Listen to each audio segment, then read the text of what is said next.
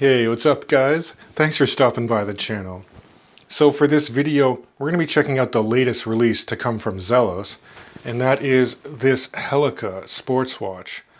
Now, this is really the brand's take on a go anywhere, do anything timepiece, but with a focus on a CNC guilloche dial texture.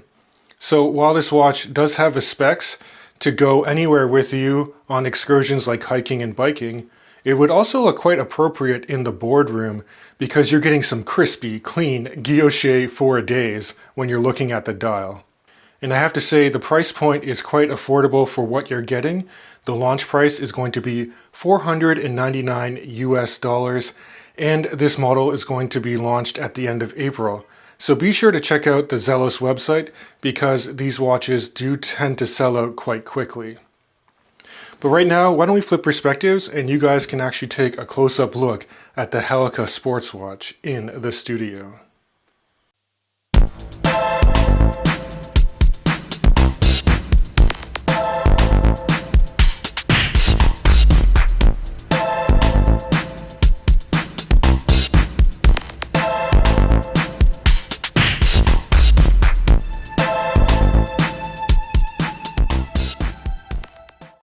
So now that we're in the studio, let's take a closer look at this Zelos Helica sports model.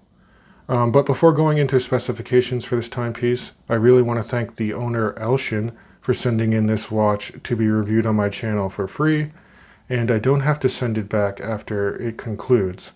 But I do want to be transparent about how this came across my desk, and there will be a link to the Zelos website in the description of this video in case you want more information, or of course to purchase this watch when it launches at the end of the month. Now the star of the show is obviously this beautiful CNC guilloche dial. That I think is French for engine turning, and of course that's a very traditional and labor intensive process with the traditional method. But I have to say, very impressed even at a macro level with the pattern of guilloche on this dial. It looks top notch for the price point. And I think the visual interest is also helped by the use of this boxed and double dome sapphire crystal, because it kind of throws off some distortion depending on which way you look into the dial.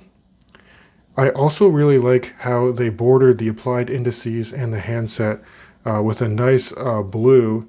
I think this is a chemical bluing process, not thermally blued, considering the price point. But it just gives some very nice contrast to the dial, so you can still get a quick and accurate read of time, even though there's a lot going on with the guilloche pattern.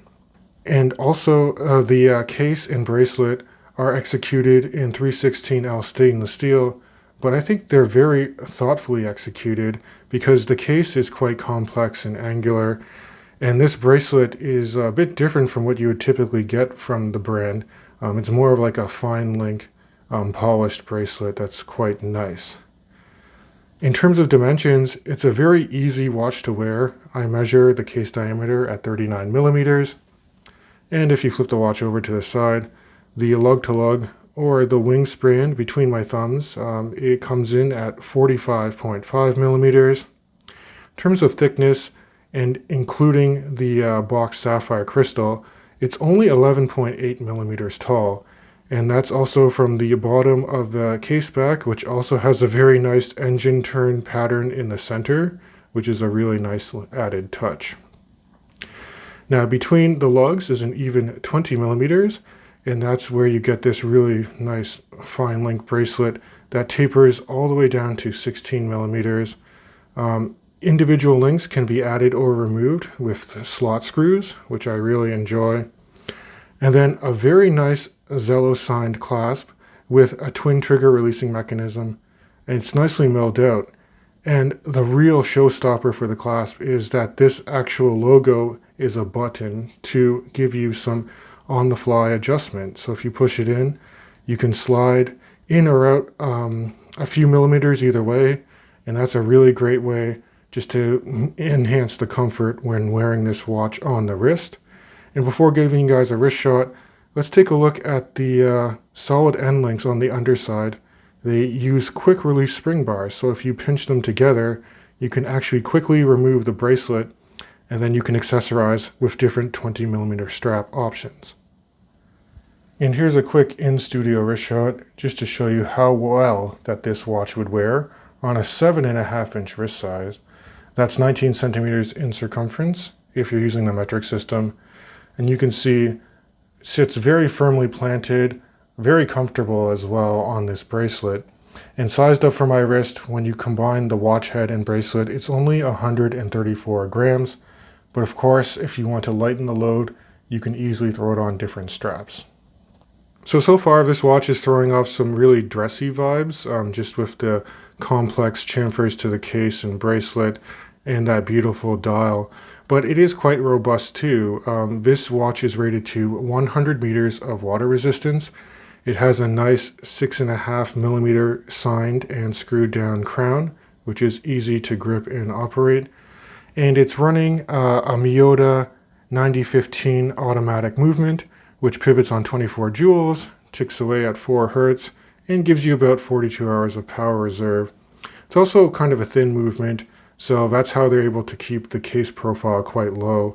If you don't include that box sapphire, it's about like 10mm on the wrist, so very impressive specs overall. Now another feature in a sports watch I like to see is very good luminescence in low light situations, and of course this is a Zelos, so it's going to excel in this area. What they did on this is actually kind of cool. They're using a bi-lume application. It's a combination of C3 and BGW9 X1 grade lume, and I'll show you guys a low light shot just to show you how they combine that halfway on the indices, and then also it's a bi-lume application on the hour hand as well. This watch is also quite symmetrical because they include a nice day cutout at the 6 o'clock position, and then the only other markings on the dial, aside from the guilloche, is an engraving of the Zelos logo just below the 12 o'clock position.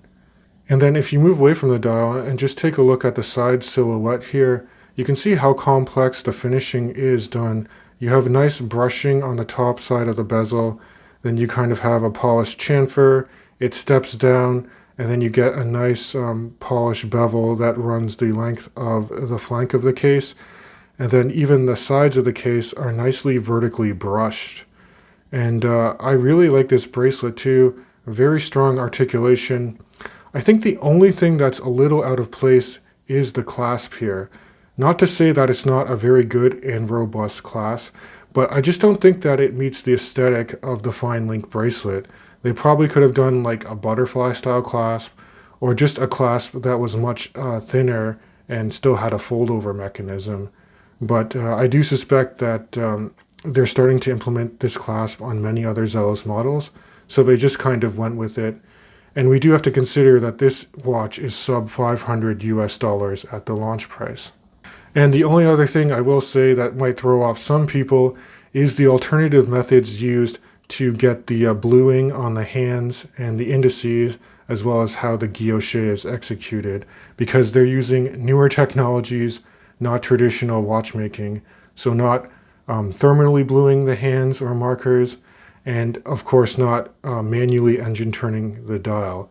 But again, let's consider the price point, and if you can look past that, I think that this is an absolute home run by Zelos. It's my favorite dial texture on any of their watches to date. So that is my overview for the Zelos Helica. Of course, I want to know your thoughts. Please put them in the comment section of this video. And if you do enjoy the content, please consider subscribing to the channel. It really does help me out.